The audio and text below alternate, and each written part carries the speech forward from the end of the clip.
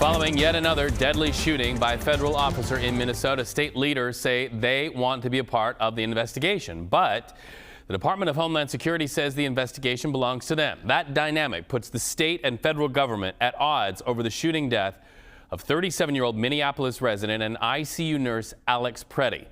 Live now to former Commissioner of U.S. Customs and Border Protection, Gil Kerlikowske. Thank you so much for talking to us today. I can't imagine that this case isn't completely weighing on you so much. Right off the top, this case, as well as the fatal shooting of Renee Good in Minneapolis, a lot of Minnesota officials say they'd like to be a part of the investigation. So as a former commissioner who knows this process, is it unusual that the federal government will take over and not allow state or local police to have anything to do with the investigation?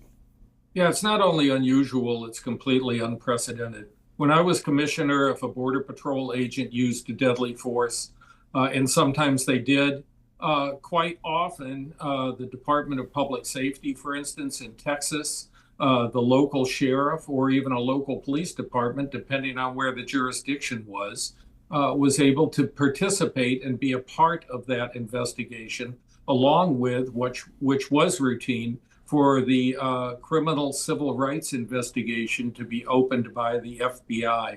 And now no one seems to know what this current investigation is and what information they're trying to gather and how they're going to even release it. So I think it's wise to be very skeptical of what's going on. If you were in charge, how would you be doing things differently?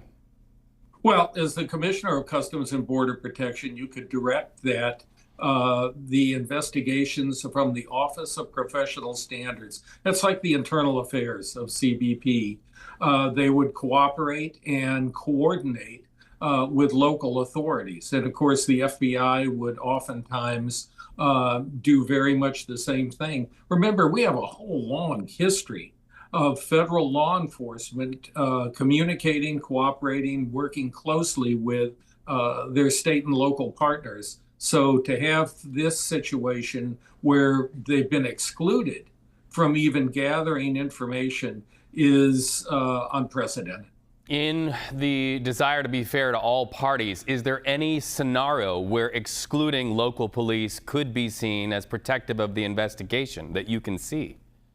No, because I would think that given all the uses of force by police departments, sheriff's departments, state police around the country, those investigations are just very common, and they're common to be done in coordination with other entities.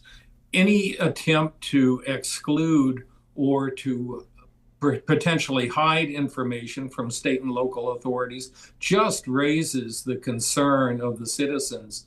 You know, transparency is kind of the coin of the realm. And so you would think that they would want to be transparent, but that has not been the case at all.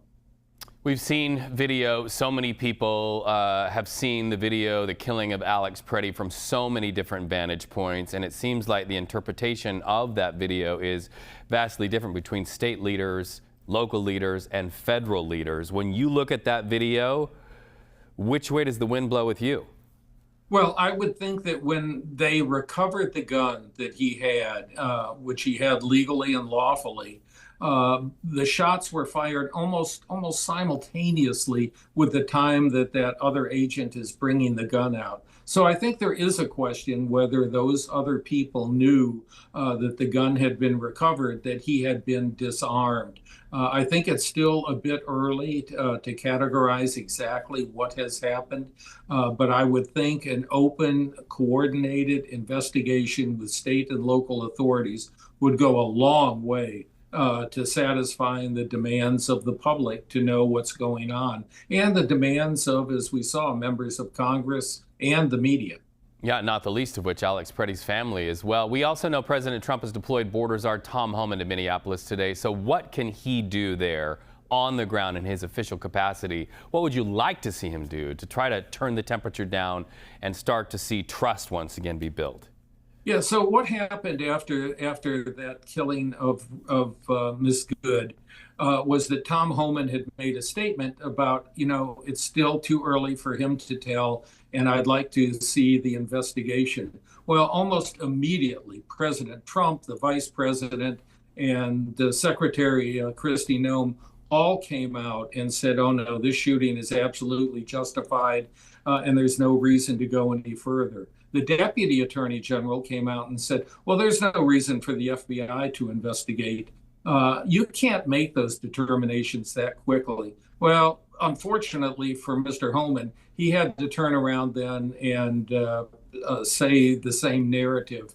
But I know Tom. I worked with him for a number of years, the 3 years that I was commissioner. I would hope that he would bring some light and some reasonable to this. And also, I think that it would be really important for people like Stephen Miller and Secretary Noem to back off the stage because, as the Wall Street Journal said today, they are not credible spokespersons. We will be covering President Trump's conversation with reporters from the Wall Street Journal a little bit later in this broadcast. For now, Gil Kerlikowske, thank you so much for your perspectives today. We appreciate you so much.